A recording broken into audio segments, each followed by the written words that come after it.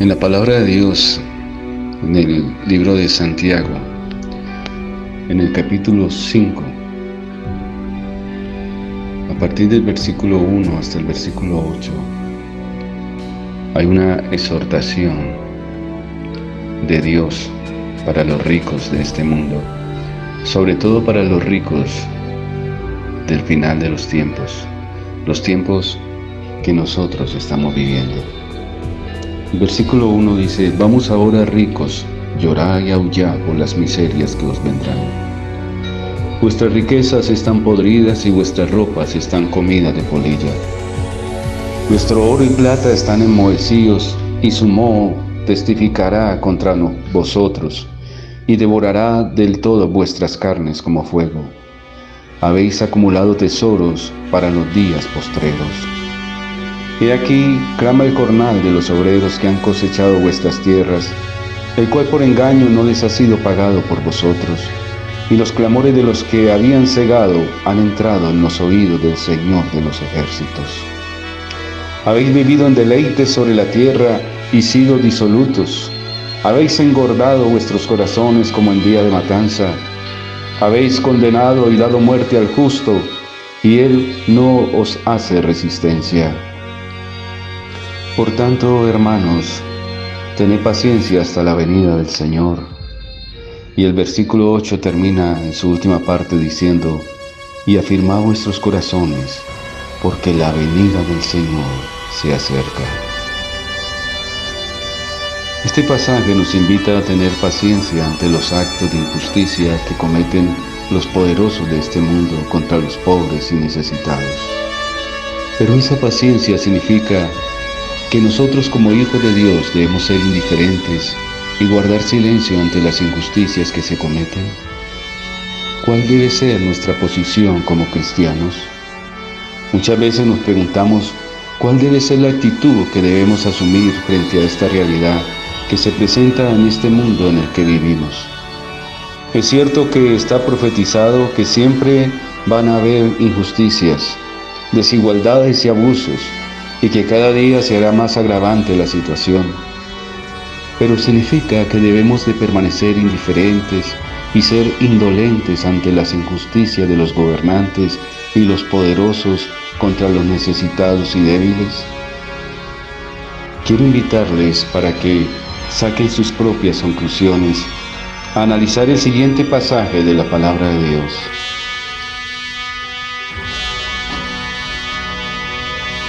En el libro de Nehemías, la historia nos recuerda que el pueblo de Israel había permanecido cautivo por espacio de 70 años en la tierra de Babilonia. La providencia de Dios había permitido que los persas, que habían tomado el reino, aquellos que los tenían bajo su poder, les permitieran, gracias a la intervención de Nehemías, el regreso a Judea y la reconstrucción de la ciudad y el templo de Jerusalén. Aún no se había terminado la muralla de Jerusalén cuando se llamó la atención de Nehemías a las condiciones desafortunadas de las clases más pobres del pueblo. Debido a la conducta egoísta de algunos que habían regresado a Judea, la bendición del Señor no descansaba sobre la tierra y había escasez de alimento. A fin de obtenerlo, los pobres se veían obligados a comprar a crédito y a precios exorbitantes. También se veían presionados por las circunstancias a tomar dinero prestado a intereses para pagar los gravosos impuestos que les cobraban los reyes de Persia. Y para aumentar la angustia de los pobres, los más ricos de entre los judíos habían aprovechado aquellas necesidades para enriquecerse. Les prestaban, pero cobrándoles un interés elevado, hipotecando sus tierras, reduciéndolos gradualmente a la más profunda miseria. Muchos inclusive habían tenido que vender en servidumbre a sus hijos e hijas.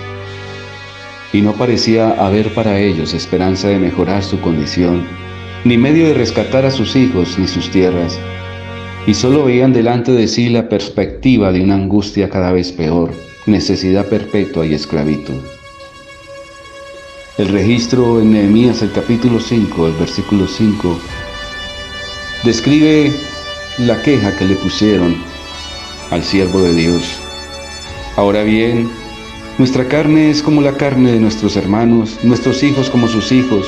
Y aquí que nosotros dimos nuestros hijos y nuestras hijas a servidumbre, y algunas de nuestras hijas lo están ya, y no tenemos posibilidad de rescatarlas, porque nuestras tierras y nuestras viñas son de otros. Y el versículo 6 describe la actitud de Nehemías, su reacción.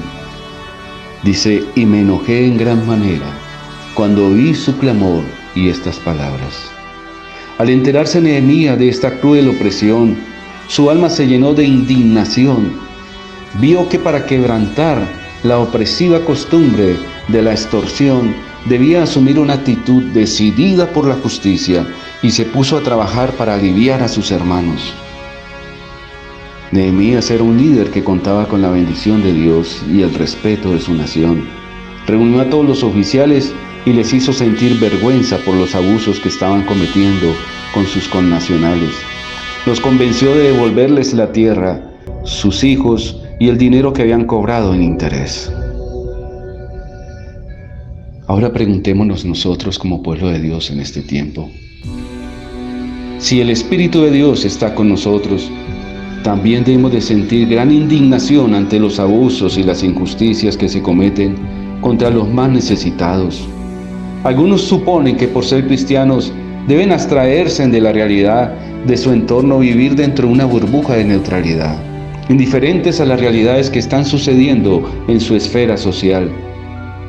Pero el Hijo de Dios en este tiempo, donde se están cometiendo tantas injusticias, atropellos y abusos contra la población más necesitada, no puede ser indolente.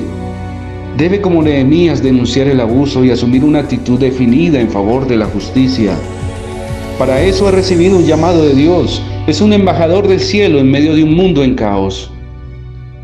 No estoy diciendo que el cristiano deba ir a las manifestaciones de protesta y enfrentarse a la fuerza pública, pero en el nombre de Jesús puede compartir mensajes de consuelo y apoyo a aquellos que están siendo golpeados por la injusticia y exhortar a los abusadores al arrepentimiento. Para ello ha permitido que en este tiempo Dios, las comunicaciones sean mucho más fáciles, a través de las redes sociales sean masivas. Inclusive puede enviar un mensaje inspirado por el Espíritu de Dios al mismo presidente de la nación. Recuerden la causa de la muerte de Juan el Bautista, a quien Jesús se refirió a él como el mayor de los profetas. Juan el Bautista había sido el primero en proclamar el reino de Cristo y fue también el primero en sufrir. Desde el aire libre del desierto y las vastas muchedumbres que habían estado suspensas de sus palabras, pasó a quedar encerrado entre las murallas de una mazmorra, encarcelado en la cárcel, en la fortaleza del rey Herodes. Herodes mismo había escuchado la predicación de Juan el Bautista. El mismo Juan le había exhortado personalmente. El rey disoluto había temblado al oír el llamamiento a arrepentirse.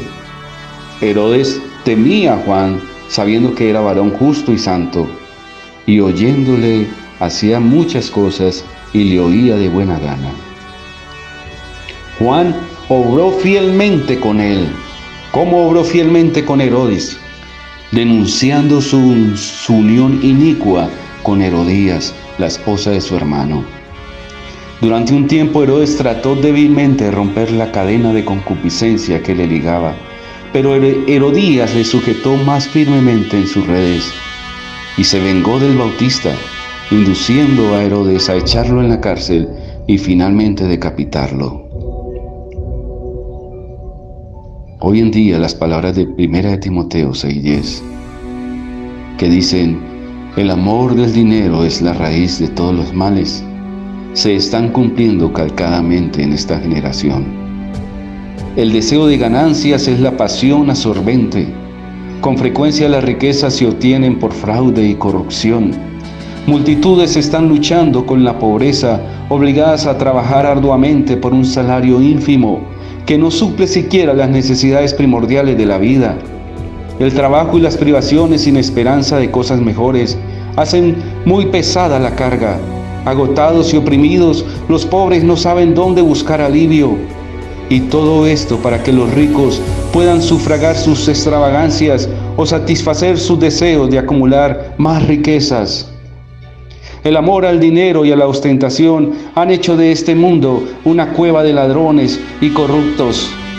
La Escritura describe la codicia y la opresión que prevalecerían precisamente antes de la segunda venida de Cristo. Amado, amada, hemos sido predestinados para vivir en estos tiempos postreros.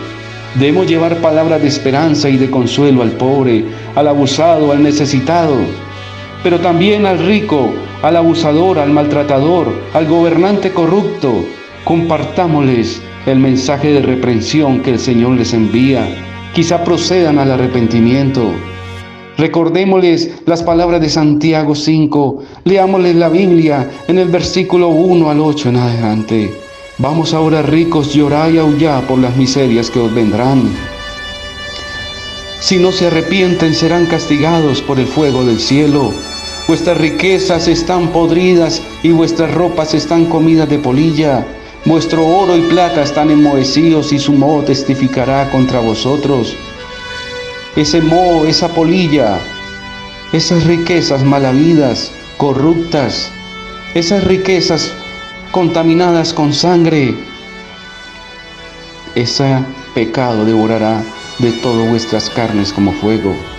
Habéis acumulado tesoros para los días postreros, y el jornal de los obreros que han cosechado vuestras tierras no les ha sido pagado por engaño, y los clamores de los que han cegado, los clamores de los necesitados, los clamores de los explotados, han entrado en los oídos del Señor de los ejércitos, porque ninguna injusticia escapa de la atención del Dios omnisapiente.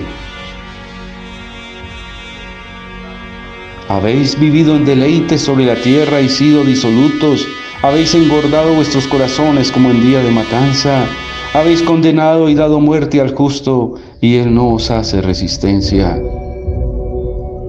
Por tanto, hermanos, tened paciencia hasta la venida del Señor, y afirmad vuestros corazones, porque la venida del Señor se acerca. Quiero decirles en el nombre de Dios algo importante. Nosotros, amados, como hijos de Dios, que conocemos el mensaje del cielo para este tiempo postrero, nos hacemos responsables de los pecados cometidos y apoyamos el mal si no alzamos la voz contra él. Amados, estamos llamados para ser el Juan Bautista del tiempo final. La voz que clama en el desierto, que clama en un mundo en tinieblas, lleno de injusticias. Estamos por la providencia de Dios viviendo en este tiempo para que demos testimonio de la luz verdadera que alumbra a todo hombre. Las potestades del mal están influyendo en los corazones de los hombres para hacer producir el mayor mal posible a sus semejantes. Incansablemente trabaja para hacer perder las almas. Pero Dios te tiene a ti. Te eligió para que pelees la buena batalla en su nombre y le ayudes a preparar los corazones de los hombres para su segunda venida. Porque el día del Señor está cerca.